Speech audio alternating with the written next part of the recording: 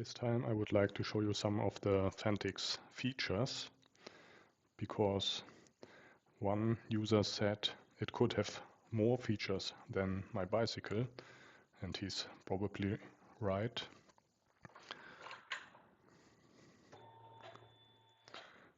As I mentioned last time, it has a pretty nice display, which I really like. We can switch through by using the mode button.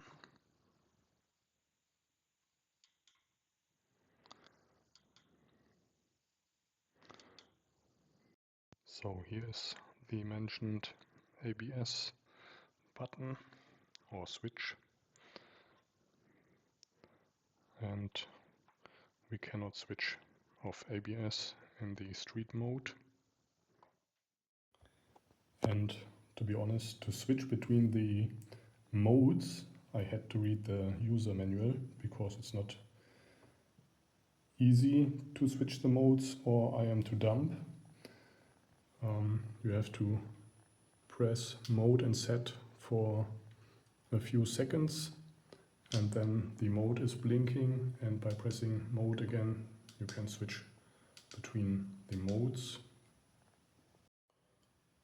To see some further options, the manual says that we have to switch into the auto mode, and then we have to press the set button for a few seconds.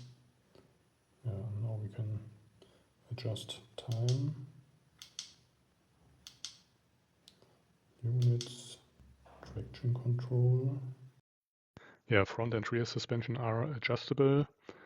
It's not from Öhlins, of course, but it looks very solid.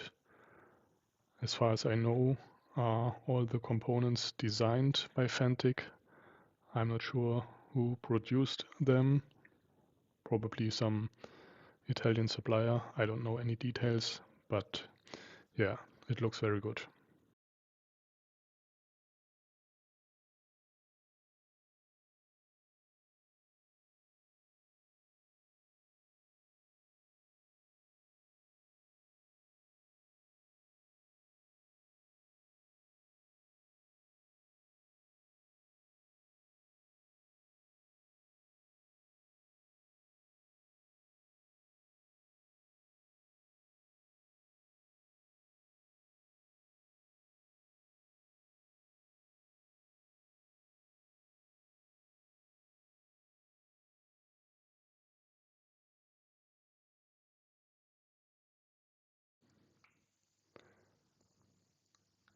And the warning lights.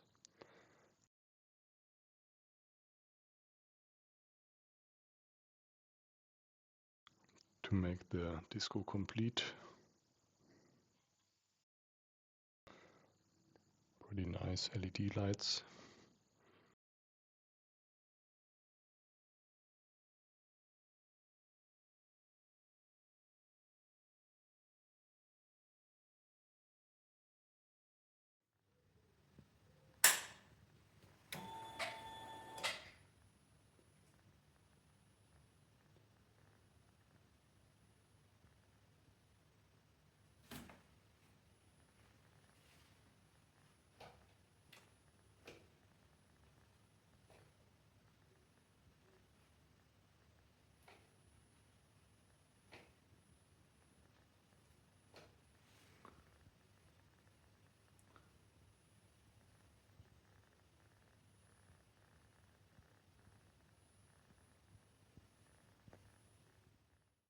One pretty simple feature that I really like is that I can push down the mirrors easily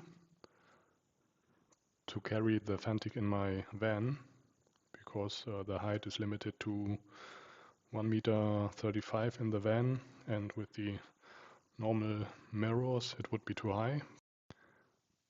You can also move the mirrors to the inside of the bike. Helpful if you want to get through a door or something like this. Some details on the build quality. As I said in the first video, in my opinion, it's pretty good.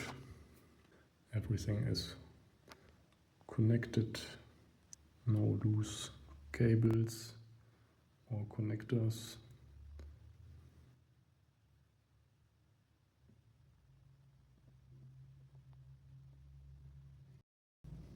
Cable straps where it makes sense.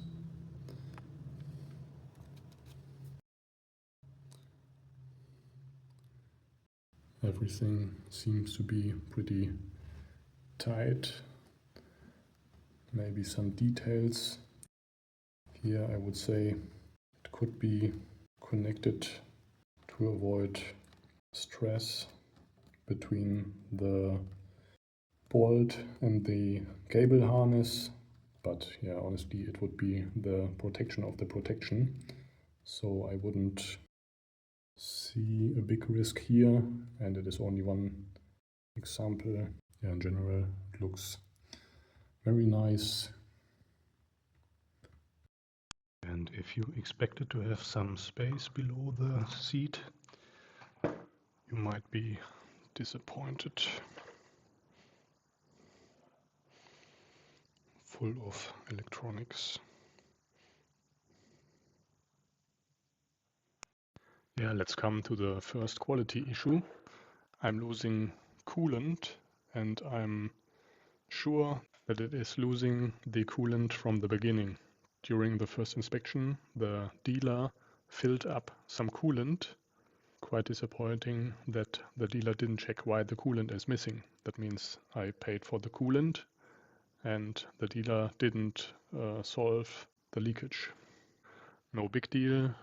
I have to bring back the Caballero because I don't want to disassemble the cooler or radiator as long as I'm in the warranty period. I recognized the leakage during a trip in the Alps. I saw one drop of liquid on the bottom. Yeah, it is only one drop a day, but I don't like coolant or oil in the near of my tires, at least when I'm on the bike. I don't like that. I would like to have it very, very dry. One of the cons that I didn't mention in the last video, and yeah, I'm German, so I have to criticize a lot. This fan, yeah, you will hear it quite often because even with quite normal temperatures it's running, and it's not really annoying or disturbing, but it shouldn't be necessary to have it running with the low temperatures, because until now I didn't push the bike too hard because it's in the first 1000 kilometers. Not an issue, but interesting. Some of the screws have copper washers, which doesn't make any sense in my opinion.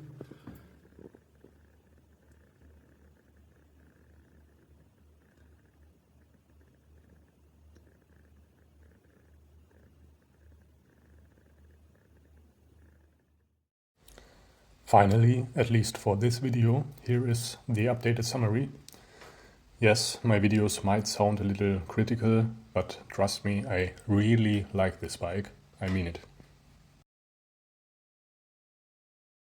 Add a positive point to the list, the engine, the one I somehow forgot to talk about last time. It actually does a pretty solid job. It's got decent torque from the bottom up through the mid-range. I would call it torquey, at least for a bike with this kind of displacement. Of course, if you are coming from a 1290 Super Duke or something like this, the Caballero might disappoint you, but for the normal guys it should be very okay. I guess that most guys buying this bike probably don't want such a monster bike. That is exactly why I bought it. After 20 years of riding bikes with sometimes up to 200 horsepowers, I'm now loving the relaxed scrambler style. And I did flirt with the idea of the Honda CRF 300 last year, but no, that could be too much of a compromise, and the lack of power would have driven me nuts within a few weeks. Anyway, to wrap up the engine topic, it behaves nicely at low RPMs without trying to snap the chain in half. You can cruise along in 5th gear at 2500 RPM, gently twist the throttle, and it doesn't sound like it's being tortured. Very nice. And I also added the lights to the positives list. Really beautiful. The new negative, of course, the coolant leak. Yeah, that's all for now. Next video will have some spicy onboard footage, got with new gear, and fingers crossed, an update on the mystery of the leaking coolant.